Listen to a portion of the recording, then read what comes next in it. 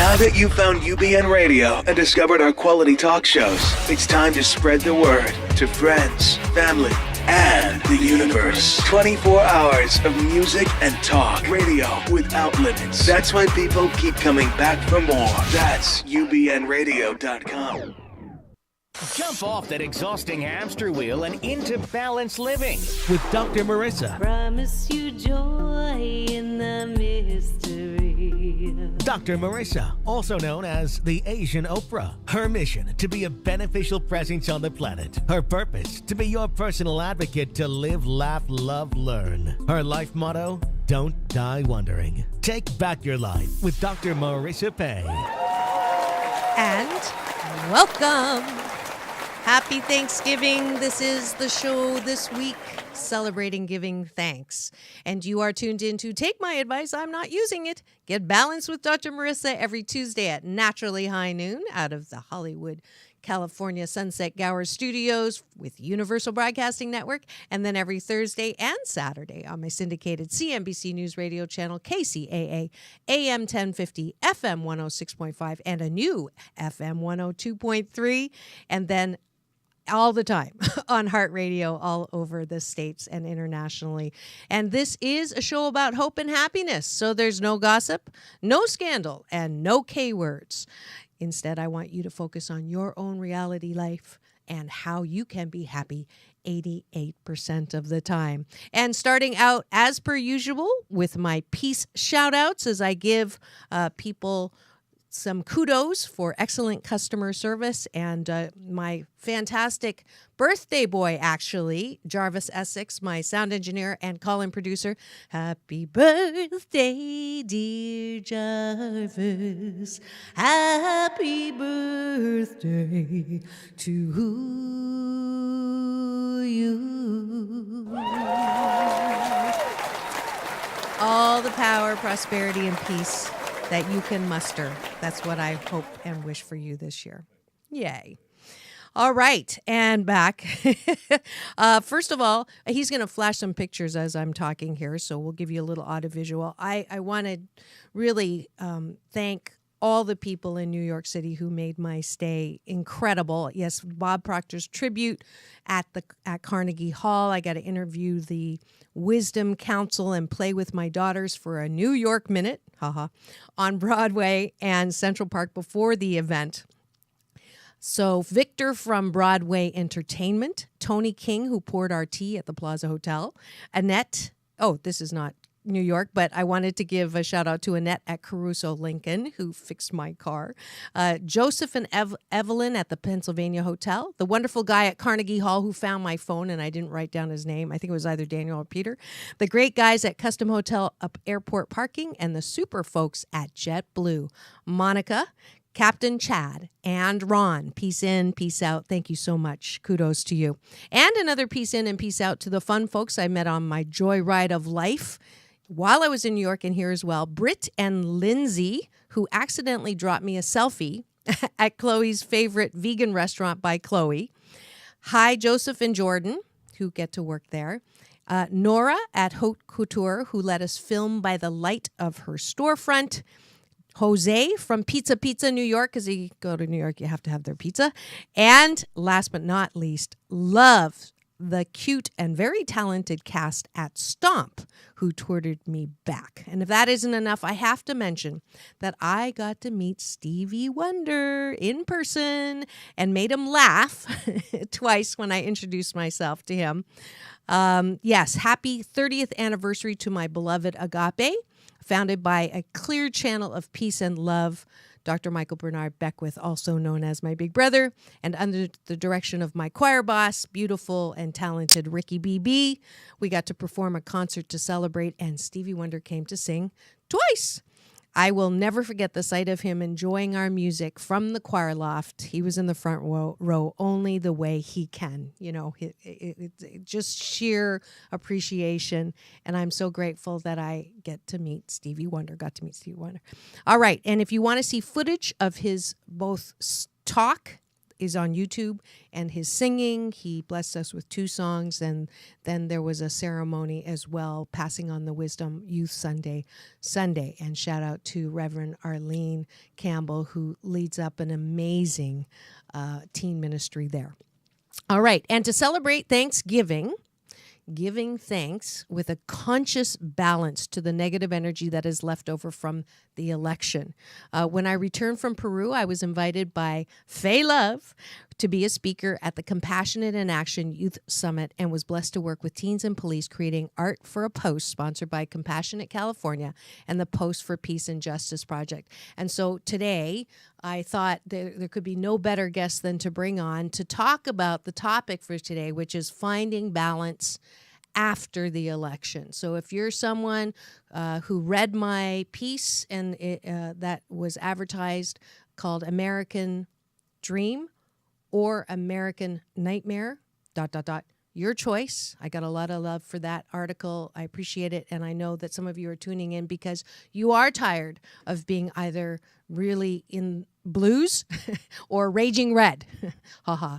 And so you're tuning in today, and hopefully I'll be able to help with some balance tools and certainly give you some great direction in moving, in helping to and highlighting 2 great organizations that are doing something with the energy and helping to create a space where, you know, none of the angry racism or discrimination that's been surfaced can land. So, Sande Hart is a speaker, author of Make a Difference 101, Community Service, a practical step-by-step guide for kids. She's a humanitarian, a speaker, and the mother of 2, and lead of the Charter for Compassion International Women and Girls Sector, and the Chief Compassion Officer of Compassionate California, and past president and founder of SARA, the Spiritual and Religious Alliance for Hope. Cara is the co-director for the Post for Peace and Justice, an international collaborative creative movement promoting nonviolence and social justice. The Post, as in a pole in the ground, not just a poster. And these posts are located at the Carter Center for International Human Rights Forum, the Center for Civil and Human Rights in Atlanta, the National Center for Civil and Human Rights for the International Day of the Girl, the Martin Luther King Center, and at the International Child Art Foundation World Child Art Festival in Washington, D.C., and most recently in 7 schools in California. Please welcome to the studio, Cara and Sande.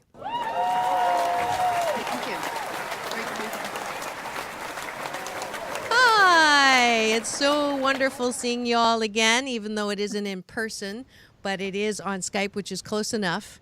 And thanks for agreeing to come on and share your hope and happiness with the things that you're doing. And I have to say, that day was really, really special that I got to be one of the panelists as well. And the highlight was working with the kids, building a post. And I was actually in a very controversial group, which was the kids and police that came. And we'll talk a little bit more about that later.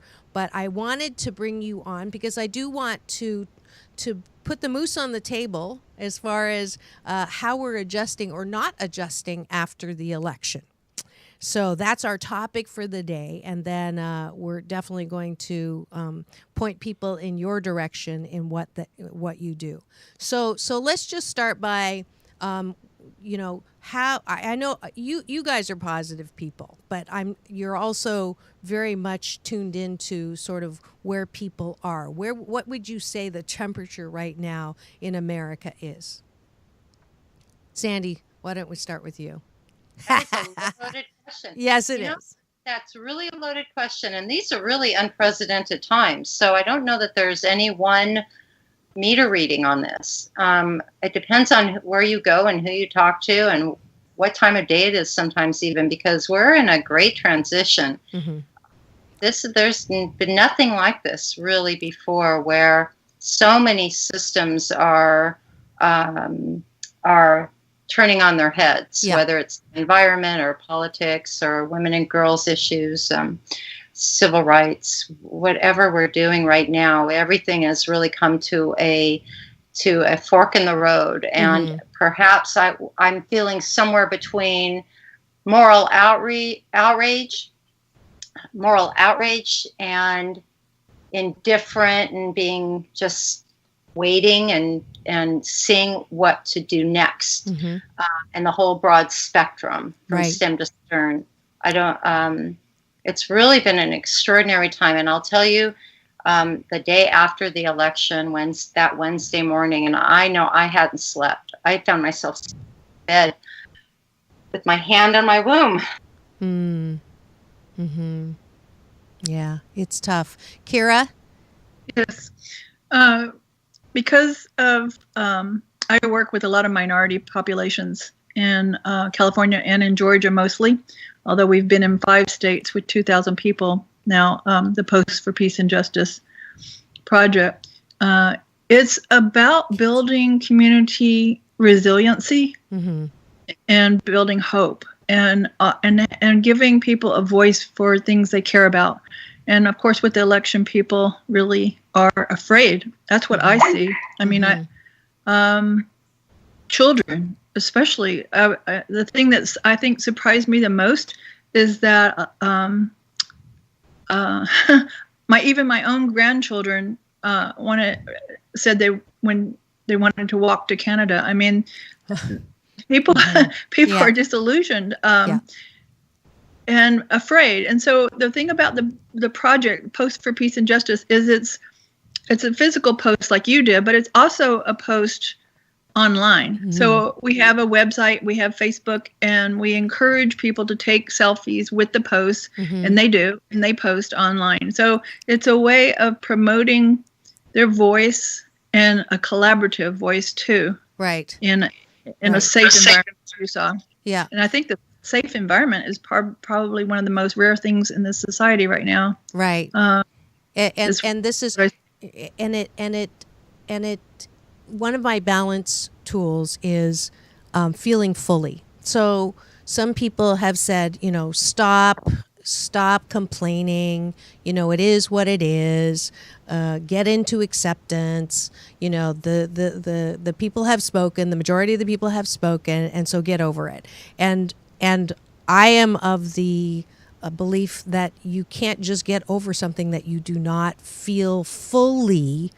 So if you're feeling sad because you can't believe this is happening, and that you think that it's putting us, back a century as far as, in our work, we've come a long way, baby, or have we, as far as racism and discrimination and all of that. If you're feeling sad, then feel sad, and call a friend. I know my daughters were crying. I got a text from New York. I went into a movie thinking Hillary was going to win. I walked out of the movie and my daughter, it was blowing up my phone because she was so upset that it looked like, and he did win. And so if you're feeling blue and sad and despondent, then feel it. Cry on someone's shoulder, feel it fully.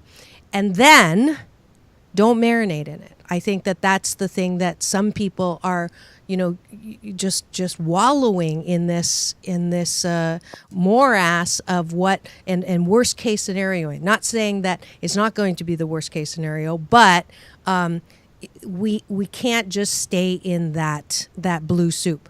And then on the other hand, for those of you who are really super mad and super angry and outraged, and how could this happen? And the people that are in the red in the middle now, how could they be so blankety blank? And this we're just not going to let this happen, and this can't happen, and stay and get mad. So again, fully get mad. If you have to use a plastic bat, use it to express your anger, stomp up and down, and then don't marinate in it. Don't stay there, because that kind of outrage and hostility are the kinds of feelings that will make you physically sick. That's from, Scripps Institute, Harvard Medical School. So what I'm hoping is that you've already gone through your feeling fully of it. And if you haven't, after this show, go do that. And then rewatch this because I want to spend the rest of the time on the show talking about what can we do now. So what can we do to live in this 4 years to see, is there any way we can see that this isn't a horrible thing? So go ahead, Sandy. Sorry, we lost you for a second. I'm glad you're back. Sorry, the internet spirits had other plans. I think a plastic bat sometimes there's just nothing more cathartic than that, or just let out a good holler in a nice safe place. But the things that you can do can be equally cathartic. You can vote. You can find your power in your political work locally. You can get engaged in community service. There are things that you can do to express those feelings of outrage, but at the same time, another very powerful way of expressing your concerns and your fears. And this also will help to eliminate us creating that old paradigm of us versus them. I mean, this just doesn't work anymore. And this is what we're really trying to fight against here. We're trying to work towards eliminating, and that is that we are all in this together. We are one human family. There's no winners, and if there are losers. And so how can we provide a safe space for respectful dialogue? Mm-hmm. How can we provide a space for our voices to be heard in a respectful way that models, let's look at, we have enough models out there. We have Kingian nonviolence to look at. We have alternatives to violence. We have Millionth Circle mm-hmm. has circle dialogue principles. There's enough tools, and the Charter for Compassion is a repository, and the Compassion California is a repository to find these sort of tools to create a more compassionate community. But that doesn't mean setting aside your upset or your belief system and just trying to find a nice, warm, fuzzy place in the middle. It's about recognizing that we are in this together, and how can we reconcile our differences in a safe and responsible and respectful way in our communities. Absolutely. And if you've just tuned in and you're wondering who my guests are today on Take My Advice, I'm Not Using It, Get Balanced with Dr. Marissa, it is Sande Hart, who is the poster child for Compassionate California, or Compassion Everywhere. And Kira, I don't have your last name in front of me. Kira, I know there's three. Corser. Yes. And Kira is the co-director and the co-founder of Post for Peace and Justice, which is a wonderful collaborative, artistic and powerful way of expressing our feelings that will lead to change. And I absolutely agree with you. It's not I'm not advocating warm, fuzzy middle. Trust me. I'm advocating putting your energies that are not helping, if you are depressed to the point of inaction, or angry to the point of raising that same us versus them that we're trying to fight, that we're trying to move away from. I don't believe in fighting anything, because when we fight, we actually bring that negative energy in. So can you tell I'm an Abraham Hicks person? So I'm advocating taking and transmuting the energy that is hurting us and applying it towards organizations like yours. So let's talk about Compassionate California, because I know people want, they don't know what they want to do, and you can always use volunteers in yours. What does Compassionate California do? I'll be happy to answer that, and then hear from Kira too, because she's a new member of our leadership team. So Kira is also a chief compassion officer. So the first thing we do is we operate in shared leadership. There's not really a head of the organization, but Compassionate California is a microcosm of the Charter for Compassion International, which is a global network of partners and cities of compassion that at the center, at the core of the Charter for Compassion is the actual Charter for Compassion, these 4 impeccable paragraphs that really are a beacon of hope and reminding us of who we are, and as a human being, what our capacity is for compassion is our natural gift, and something that comes with all of us. And this all sprung out of a TED Talk where Karen Armstrong, who is an author and a world-renowned theologian, she received a $100,000 TED Prize for her talk on the compassion is the solution to all of our world's problems. That when we really bring compassion down to its basic intention, basically revolving around the meaning of the golden rule, and that we have, to find that, to replace yourself from the center of the universe and put another in its place. So having a desire to serve and to heal another suffering, that is compassion. When we can live in that space, we can prove that compassion is profitable. We can prove that compassion is healing. We can create the beloved community that we know exists. We just have to. It's just a matter of us stepping into that, into the role, into our community of showing where it is. Okay. Now that sounds great, and I'm going to play devil's advocate for just a second. Cara, how do you show compassion for Trump? How do you show compassion for someone who has demonstrated that he doesn't like women, people of color, and this is what the students are protesting against. This is what the message is. When I was in New York, there were protests there in UCLA. So how can you advocate compassion for someone who is the epitome of something we don't want? So I'm not asking that as me. I'm asking that for the people who are saying that. I hear that, and I feel that compassion is part of what people learn about when they work on the post for peace and justice.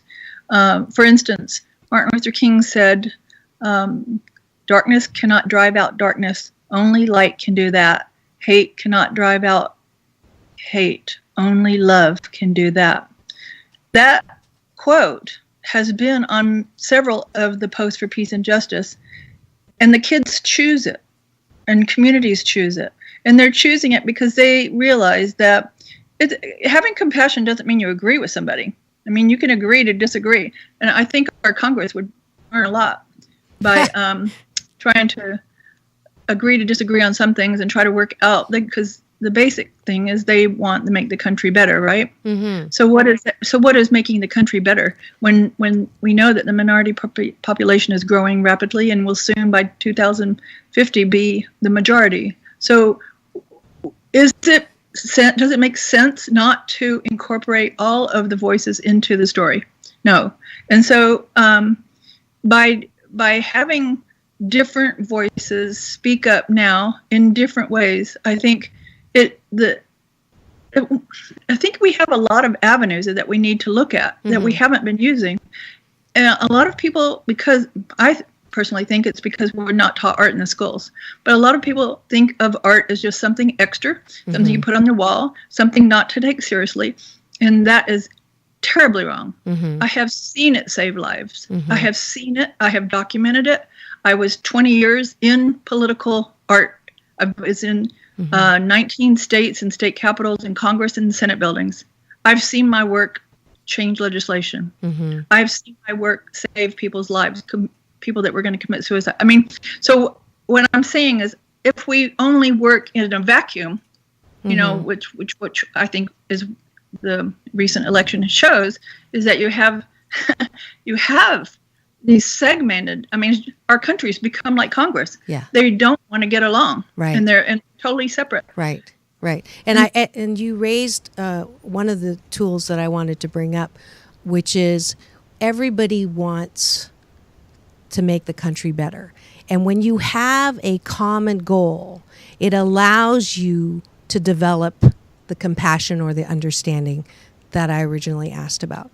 So Lao Tzu says, in the absence of greatness, pettiness prevails. So I think that if we all could step back, the angry ones, the sad ones, however you're feeling, and look at the common goal is to make our country prosperous, peaceful, right? That is the common goal. Now, when I ask people who are angry, did you listen to Donald's acceptance speech? And every single one of them said, no, I would never listen to what he said. And then and that attitude will continue to keep us in that divided place. But if we're practicing the compassion and we're practicing the shared understanding and all voices heard, then I would challenge you to actually listen to that speech, because his speech actually outlined an America that I buy into. So if I pull back and am not so angry at him, but support his vision and hold him to that vision, then I can feel better about the election results. As well, if I can understand that there's people in those red states who were just suffering or feeling tired or feeling hopeless about the America they were living in and saw a change, no matter what the change was, as something that they could hold on to, or that was their answer for hope, then I can also have more compassion for the people who voted differently than I did, or for the outcome. So compassion in action, which was the name of the youth summit that I got to participate in, means having to really practice these principles to the point that we're uncomfortable. I mean, it really is. So we can protest all we want, but we're fueling that same separateness. So, Sandy, what you're saying about the one human family is absolutely critical to hold up there. Yeah. Kira, your posts, and you were going to tell me on the air, the one that I got to work with was the one we actually had policemen sit at the same table as my beautiful teenagers, and we built this post together. That's, how big is it? It's 8 feet tall by 5 inches in diameter. And I know that Jarvis is going to find one to post up there. And then you were going to put a police light on the very top of it, right? Did that that's happen? What they're planning. Yeah. And Robin Powell is the lead. So each post has a professional or skilled artist that works on the post, that pulls the ideas, the stories, the quotes, the meaning of the post together, so that it's cohesive and beautiful, and people can access it. Because if it's not beautiful, it's harder for people to access what's on the post. And also we need to promote artists, because they're the voices we need to hear. Yeah. So it happened that Robin Powell, who worked with you, Hi, Robin, used to be a police officer. Yes, that was very powerful. So I thought the team that you and she and the policemen and the children were fabulous. Thank you. I mean, I got to videotape and listen in on what you were saying, and I just thought it was really powerful, and made the youth really think about what the police mean. Yeah. And made the police sit down instead of towering over them, and actually have a conversation that they've probably not had very often, you know? If you're listening and you are an artist, or you're a closet artist, and you're not happy with the election results, or you're happy with them, and you'd like to do something and put your talents to work, please contact Post for Justice and Peace online. Say, you heard about us, heard about the organization through Dr. Marissa, and I'm sure Cara will put you to work. and it's a beautiful project, because I'll tell you, we put the moose on the table about racial profiling. I had Latina teens in my group. We talked about why do you racially profile? Why is it necessary? Is it true that people of color commit more crimes than others? Is it true that, and we talked those very nitty gritty issues, why don't you shoot at the kneecap instead of shoot to kill? All of those things that I didn't know you were recording were really such a great example of the conversations that we have to have if we're going to bring this country back together, or bring it together. Maybe it never was together, because one of the other things that came up in my show with Veterans for Peace is that maybe we really never did get to the point of collaboration because maybe the Civil War has never really healed. Maybe political correctness put all of that feeling against race and gender underground. And isn't it good? And this is going to be a paradigm shift right here. Isn't it great that the election happened the way it did so that we could surface all of that infection that's been underground so now we can deal with it? I mean, I know that's a push. I know that's asking, for a real turnaround on how you're looking at Trump getting elected. But I believe that everything happens for a reason, that we still live in a friendly universe no matter how it looks on the outside, and that every situation gives us an opportunity to grow and expand. And so if you're an individual that's not happy, then ask yourself, what about the situation is this situation asking me to develop and expand and grow? What gift, talent, and ability is being brought forth as a result of this election, exactly as it is? And I got that from my big brother, Dr. Michael Bernard Beckwith. And I have a Post-it that I put in my tooth, when I'm brushing my teeth, and I see that every day, so that no matter what happens, it is all about how I am becoming more of what I am, and compassion is the theme for today. So, excuse me. And could I to that just a little bit? Yes, please, Cara. In my own family, my son voted for Trump, and we couldn't talk for a while. Mm-hmm. He refused to talk to me about it, and I was really hurt. But we did talk about it, and we decided to disagree on. For me, I look at Trump, and I've been, a victim of rape several times, and I look at him and think of him as a man who has abused women, and why we vote for that. My son looks at him and says, "We need a change," and so. And then my fiance, who's registered Republican, but he said he didn't vote because he couldn't vote for either one. He wants me to do what you were saying. He wants me to listen, which I have. I did listen to the speech, and reserve, my opinion until I see what happens. His choices of his cabinet are making me extremely nervous about that. I have to say that. I mean, but I'm still waiting. Although I would say that for myself, my own personal work right now is more with local communities around the country, but with the communities, because I see that's where you can make a lot of difference. Yes, absolutely. And maybe the middle of the country, because I have friends in the middle of the country, and they keep saying we need artists. So maybe we need to send artists to the middle of the country and have those voices feel heard for a change. Yes. Yes, because absolutely. The post I'm working on right now is called All Voices Heard, but Not in the Media. It's about that. And well, this media is listening to you. Yes, I know. Well, that's true. But it's said that the average reporter is 47-year-old white male in this country.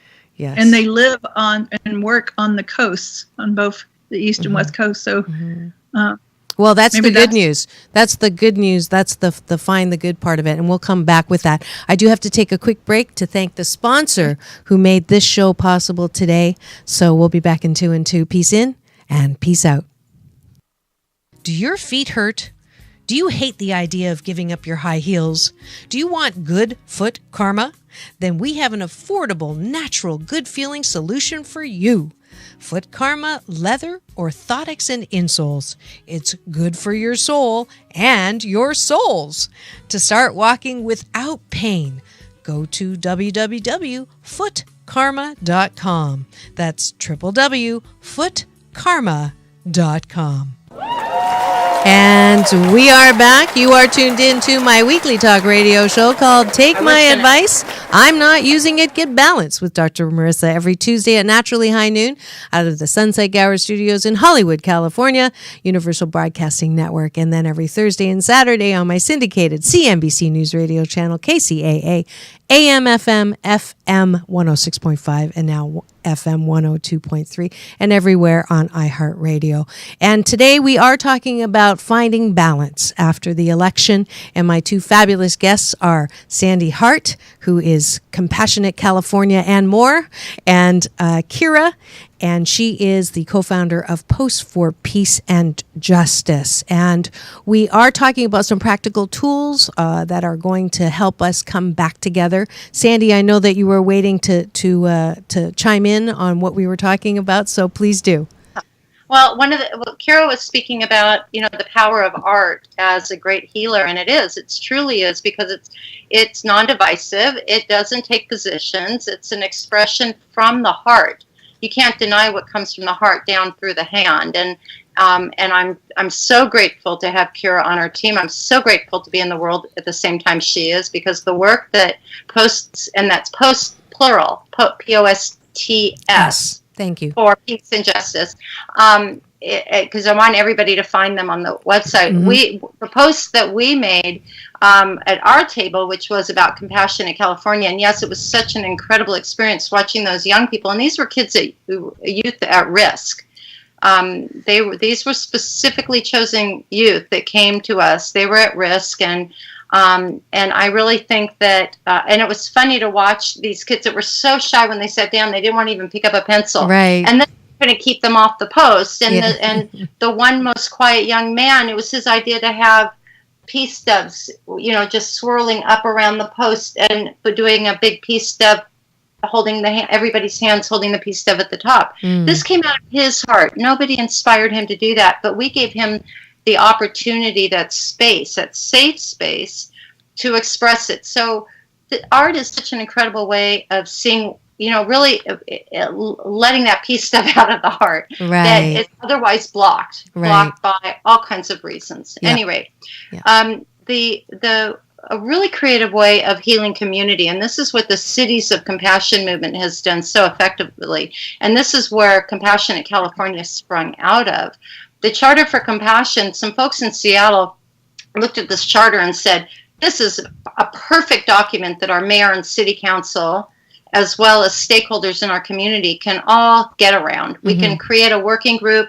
We can create a working group that's made up of people of different work being done in the community, different stakeholders in the community, from homelessness to the environment to healthcare reform to human trafficking, you name it. Every city has got its own host of issues. And so what if all those people working out in their silos doing their work came together, recognized their interrelated problems, and found their interrelated solutions? Because they are all interrelated, and the only way we're going to have regenerative solutions is when education sees the value in healing the environment to heal its issues, and healthcare healing, women and girls' rights will heal the healthcare issues. We all need to come together in the manner of collective impact, work in unprecedented unified action together. And that is called a working group. And then now you've got a city of compassion. And how many cities around in our states have done this? So there are states. 300 states. Let me first answer your question. First, City of Compassion. There are about 360 cities of compassion around the world in 50 countries. Beautiful. In California, there's a number of cities that are working at it. There are only a couple that are absolutely declared. One is in Silicon Valley is actually in the works to become a county of compassion. The Board of Supervisors there have made a declaration, and they're working towards that end. Huntington Beach is a formal city of compassion. And then there's Louisville and Karachi and Pakistan. In Pakistan, there's cities all over the world who are folded into this network. And I'll also add that it's not just cities, it's partners of compassion. So Posts for Peace is a partner. they agree to the charter and they join the network. And then the partners are organized in 11 sectors: healthcare, restorative justice, the environment, education, and so on. You can find it at charterforcompassion.org. I run the women and girls sector, which is also women, girls, and children. So this is a really powerful way, and there's proof that, measurable results have proven that this work is really making a difference. How does someone get involved? How does someone get involved with the Compassion California? Or I have listeners in every state. So how would an interested person in, let's say, Arkansas get involved? Charterforcompassion.org, www.charterforcompassion.org. And you can find it, you can go to communities and you can find your community. And if there isn't one and you're interested, you can reach out to me if you like. My email is Sande and I spell my name Sande at charterforcompassion.org, and I can help you. I was part of Compassion in Las Vegas, but my primary focus is California. But I'll go wherever anybody needs me to. I was talking to Dayton, Ohio this morning. So happy to help anywhere I can. Fabulous. So let me go back to a touchy subject we touched on, which is if you're a woman, like you described, Cara, who has been a victim of the locker room talk or anything close to what he was, kind of sort of bragging about in violating women's rights. How does one process or become compassionate the way that we're talking about? How is it possible, and can a woman, and Sande, you work with women and children, and you I know you are I think you mentioned that battered women, women with no voice, or women who have been mistreated. How would you suggest that they get to that point of compassion? Because I know I have listeners who've been abused. I mean, that's one of the reasons why I do sexual healing with Dr. Marissa, the last week of the month. Cara, was that a question for Cara or both? Either. Okay. You want me to go? Since you mentioned me, my feeling is that it continues because people don't talk about it. And if we don't talk about it, even though it's hard, like I posted on Facebook when Trump was running, I actually posted the story about being raped 3 times and how I didn't understand how somebody could vote for somebody that boasts of abusing women. And I had a lot of people write me about that, saying that I had courage. And some of those people that wrote me, I know have had sexual abuse because they're friends, and they didn't speak up. But several of them did speak up. One of them was a professor that I knew, and she was talking about her law school professor and how he had abused her. Another is a life coach, and she was talking about how different men had abused her and how it affected her. So I think in terms of healing, I think first you have to get through anger and fear and talk about it and feel safe again. And after that, I think we need to tell the public. If we don't, how do they know?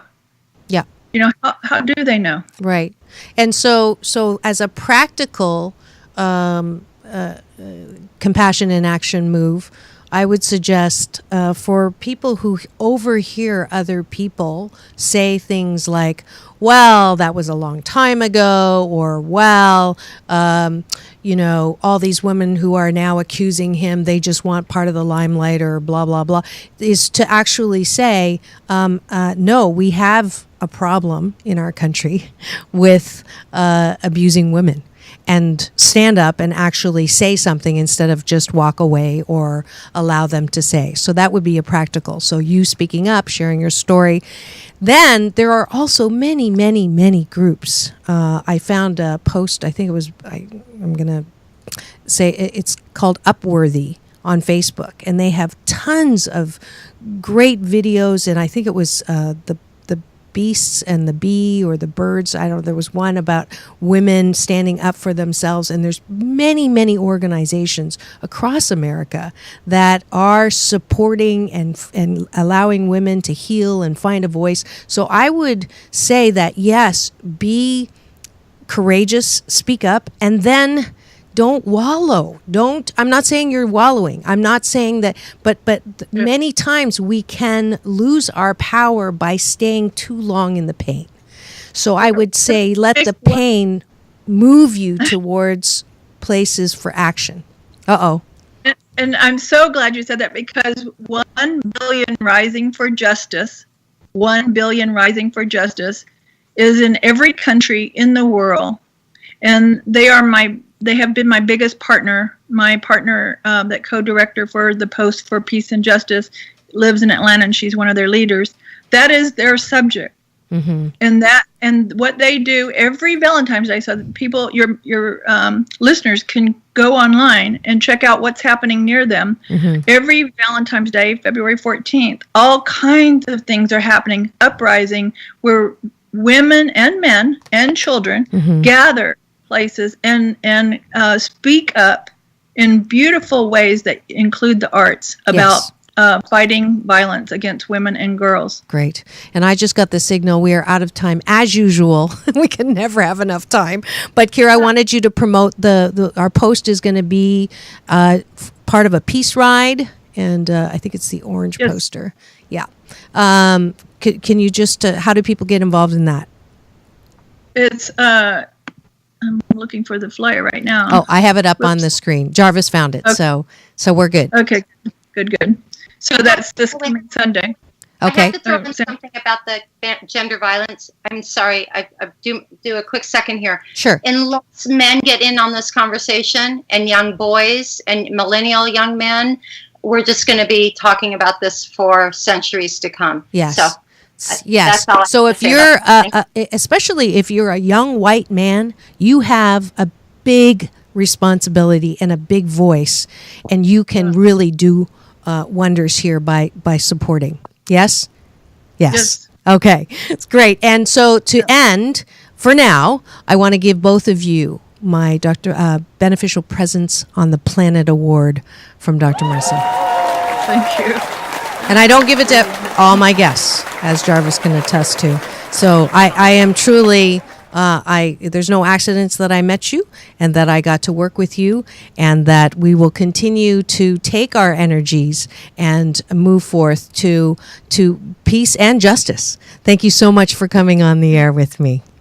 Thank you. And I'll send you photos of the post when it's completed. I can't wait. All right, and ending with about where I invite you to balance with me.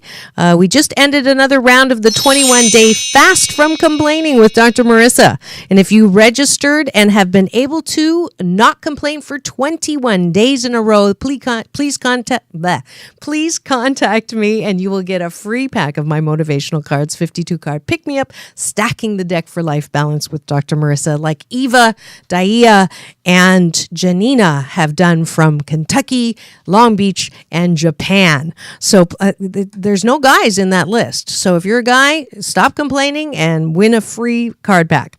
So round 65 starts December the 1st, 2016 for, I can't believe I've actually done this for 64 straight months since July 1st, 2011. Shout out to all the original 40 who started this virtual fast with me. And here's a new point of balance. Actually, it's a personal public service announcement. If you get a call from anyone saying that your electrical bill is past due and your electricity is getting turned off, and go send cash at CVS or Rite Aid, please don't. I actually almost lost $400 because I am a little gullible, and my credit card was lost, so I thought maybe I didn't pay the bill, and there's a scam going on. So please be alerted for that. As my father said before he transitioned to heaven, trust in God, but lock your car.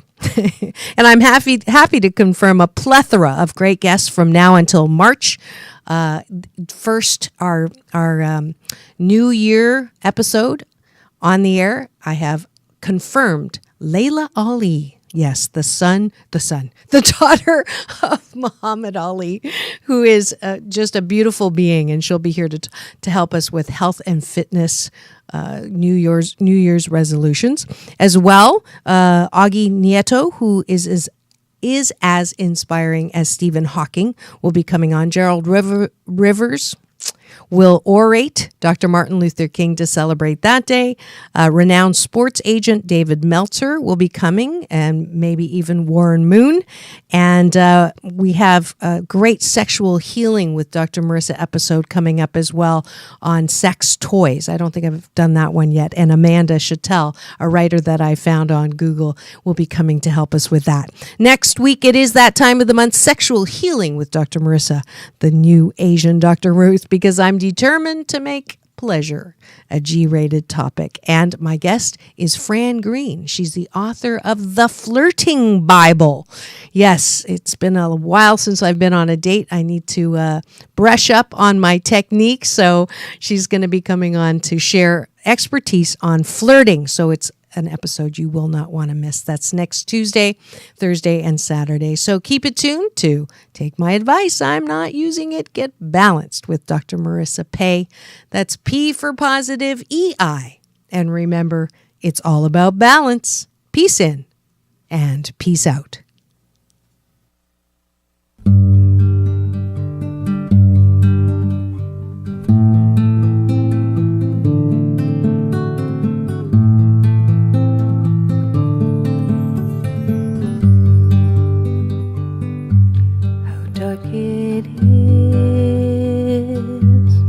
Before the dawn, for I am weak and he is strong.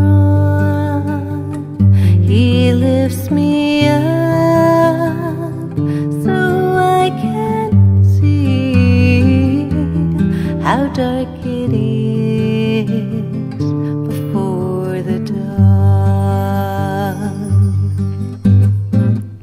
It was cold